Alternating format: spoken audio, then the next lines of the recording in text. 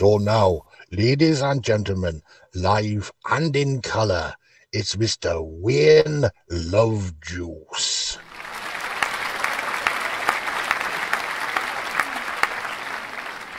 The other day I produced a Louis, had a chat with an interesting chappie who said that the YouTube algorithms really aren't that happy.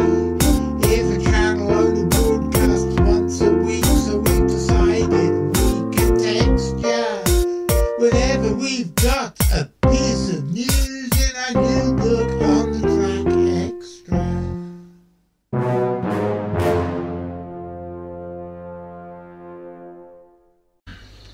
Good evening, ladies and gentlemen, and welcome to another episode of On the Track Extra. My name's John Downs, I'm the director of the Centre for Fortean Zoology, and over here, this little black furry bundle is my cat, Lilith Tinkerbell, who is a very sweet little girl.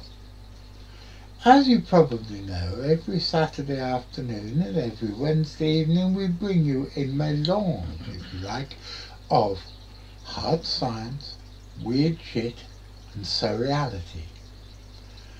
And the shows are about half an hour long on Saturday and about half that on Wednesday.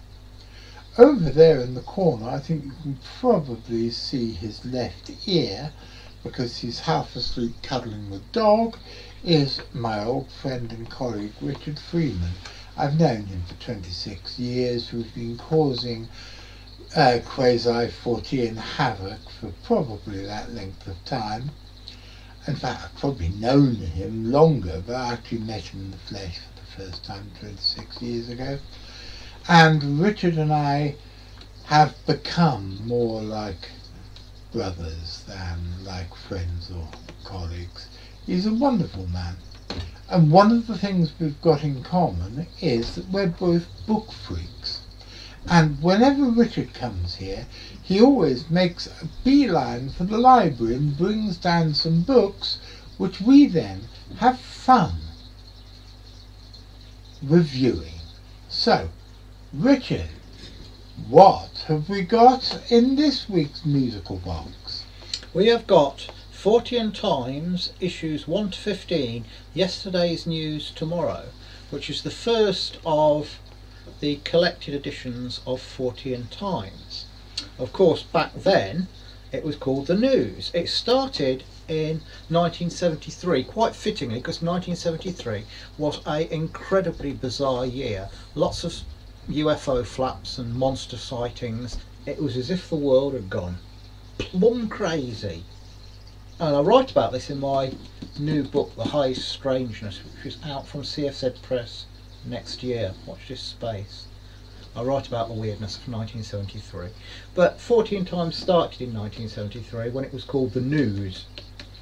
And the actual magazine itself back then was almost like a Fortean phenomenon in itself, in so much as you couldn't get it in the shops, you had to send away for it, or you would stumble across an issue in an esoteric bookshop. They used to sell it in a place called Dark They Were and Golden Eye down in London. I got my first issue from a little esoteric bookshop in Glastonbury, but that was much later. But it was still when Fortean Times was a small fanzine about yay big, and you got it through the post. And that is my favourite era of Fortean Times, was when it was this wonderful little fanzine that you sent off for and looked forward to getting each month, and was full of weirdness.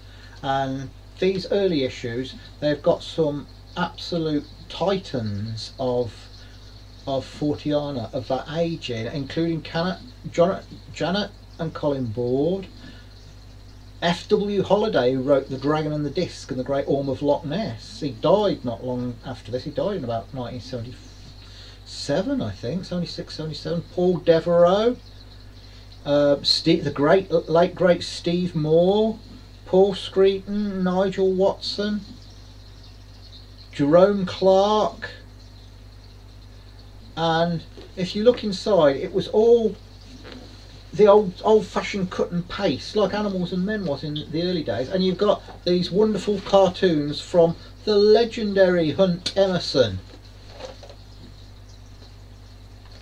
One on fireballs there. These were some of his first cartoons for Fortean Times, and Fortean Times wouldn't be Fortean Times without Hunt Emerson.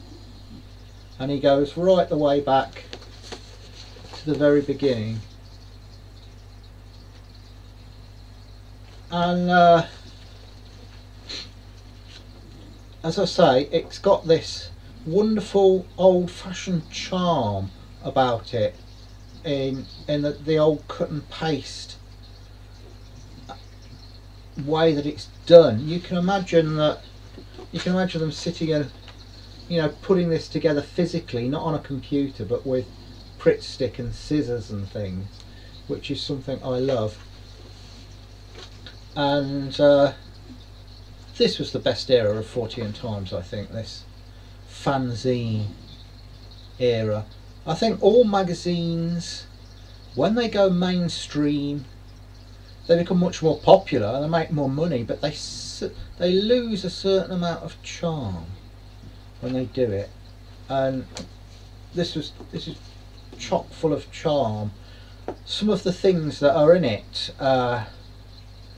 Randy Wraiths and Sexy Spectres, Wacky Weather and Geo Oddities, Lays and Black Dogs, Exotic Animals on the Loose, Mass Hysteria, Panics and Faintings, The Day It Rained Frogs, Unexpected Ghosts and Phantoms, Who's Throwing Icebergs at Germany, Glowing Beasts of Kenya, Unexpected Lights on the Moon, Fall of Bricks in Madras, The Glastonbury Zodiac, Spontaneous Human Consumption. It covers the lot, and there's a joy to these earlier issues of Fortean Times.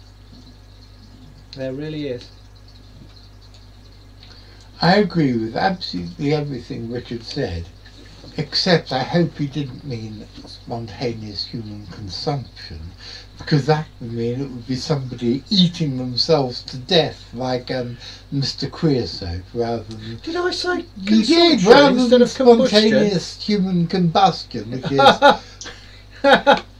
I think we should blame it on Louis. What do you think about spontaneous human combustion, Louis?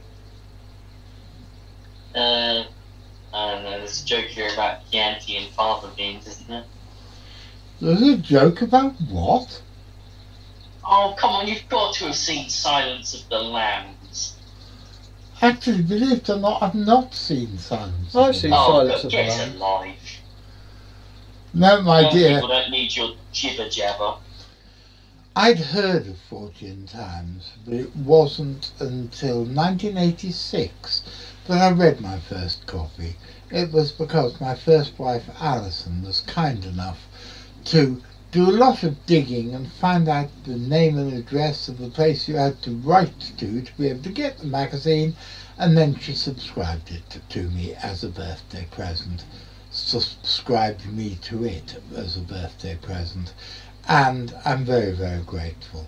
I agree with Richard. I think that when Fortean Times was an A5 magazine that was put together without computers, but with a lot of love, dedication and amusement, it was far better than it's ever been since. It's not their fault. I mean, they had to go full-time in order to be able to employ people and be able to do all the things they wanted to do. But, in my humble opinion, it was far better as a fanzine. And this volume here, this book that I bought with real money back in the days when I had real money, in fact I didn't have very much real money, so to spend out 15 quid or whatever it cost at the time at the first Fortean Times Unconvention was quite a big investment on my part. But I tell you what, guys, I have never regretted that 15 quid ever in my life. And I think Richard and I will probably revisit the Fortean Times collected editions sometime in the future and bring the stories slowly up to date. Thank you very much for watching this episode. I hope you enjoyed it. I want to say a big thank you to my old friend Richard Freeman and to my adopted nephew Louis, who, as well as being producer of this show, enjoys phoning up in the middle of it and making smart-ass comments about how young people don't like my jibber-jabber. Well, Yay, that's me! Thank you, Louis, because if young people don't like my jibber-jabber, they can go and fuck.